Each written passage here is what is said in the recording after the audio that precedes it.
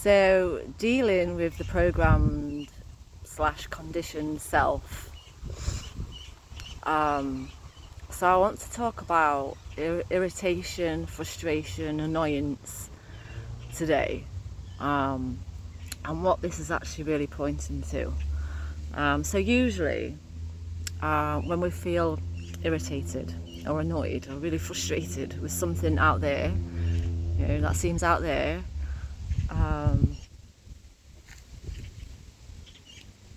another way to look at it really is, so when a snake sheds a layer of skin, it tends to go find something rough like a rock or something that it can rub up against, to help it remove that layer of skin. So when someone out there seemingly irritates you, or something irritates you, there's just an irritant. But what it's actually highlighting is that there's still, so instead of projecting it out onto the other person or onto the situation, you bring it back here and go, oh, okay, because that irritation is being felt here. So that irritation that's felt, if you drop the story, so I don't know, let's say you're in your car, and someone cuts you off, and you feel irritated by that, this is why people have road rage and stuff, so there's like irritation, and then there's an instant going to the story of projecting, they made me feel this, blah, blah, blah, blah. But really, there's no one out there that can make you feel anything. That's projecting it out onto people and situations. That irritation can only be here. If it's triggered here, then it's here already. And what it's trying to point to is that there's a feeling, right here where you are, that wants to be met. It wants to be seen. So it's indicating that there's a subtle level of identification, there's a subtle level of, or even a gross level. It doesn't always have to be subtle. Some people are really road ragey, some people are less road ragey.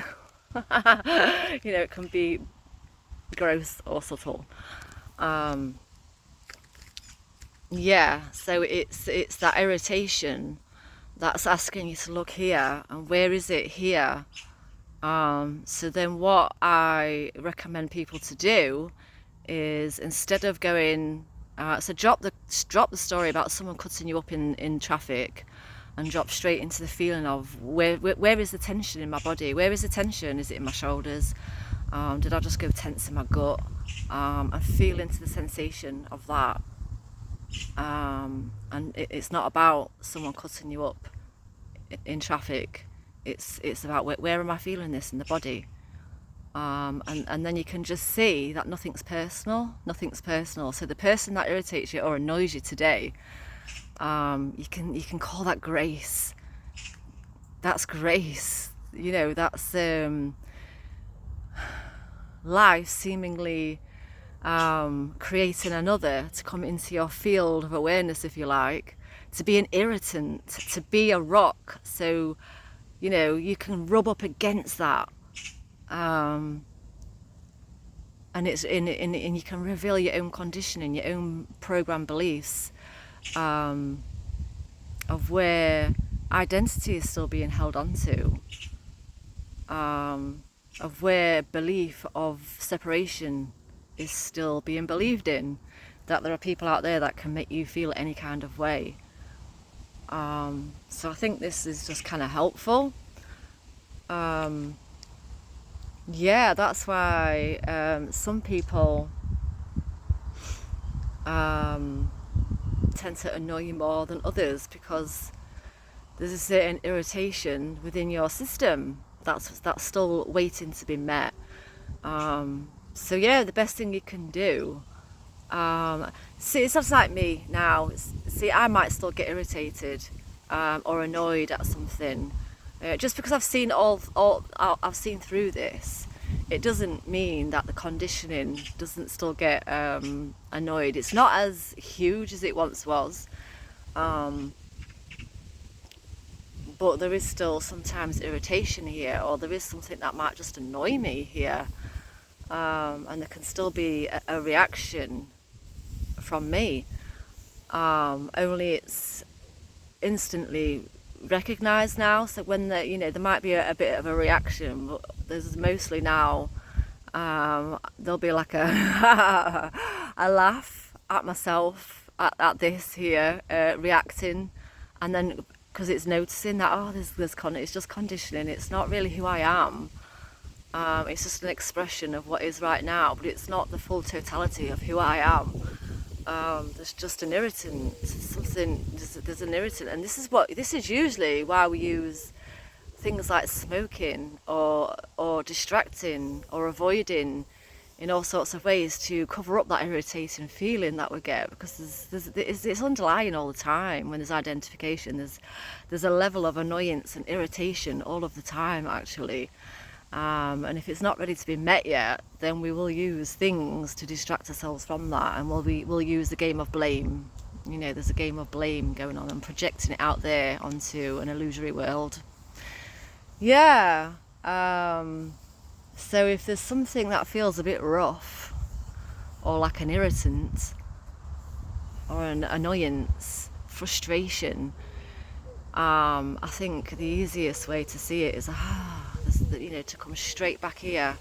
There's some programming being. It's almost like someone's coming along and poking a bruise or poking at one of your wounds. Someone's poking and prodding at it. Not to cause pain, but to highlight.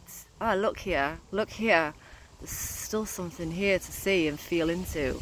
Look, just have a look, and it takes a little prod of that, or sometimes a big prod of that, to get it to be noticed. Yeah, so when we stop playing the blame game, but also if the blame game is played, and then once it's recognised and realised, not to drop into some kind of guilt of like, oh shit, I was projecting again, and then you feel guilty for that. That's also another avoidance. You're just using guilt here as another story to not feel into that programming. So yeah, don't go back to the self and then start blaming the self for forever reacting in the first place. It's just a noticing. That's all you can do, just notice. And over time, like I said, these layers get more and more subtle.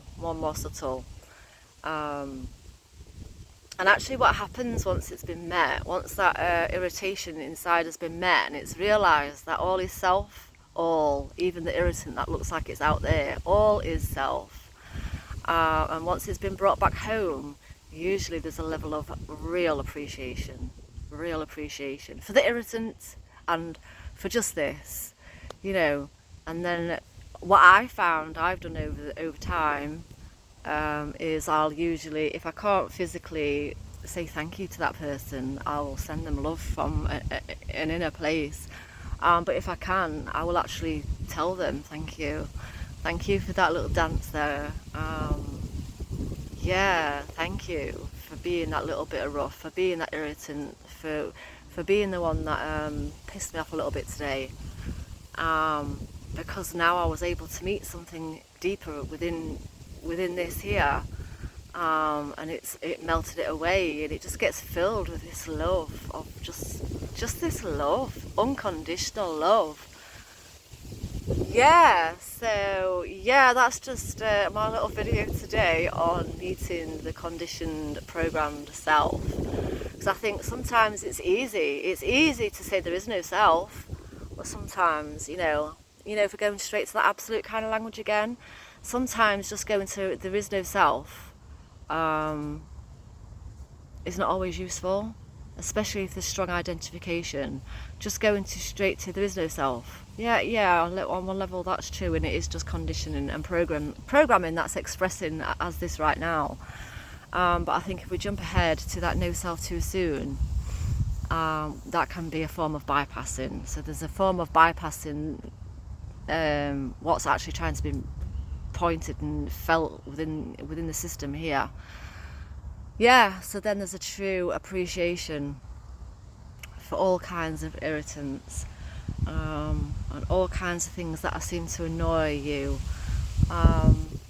Yeah, like a snake, you're just shedding the layers of illusory skin.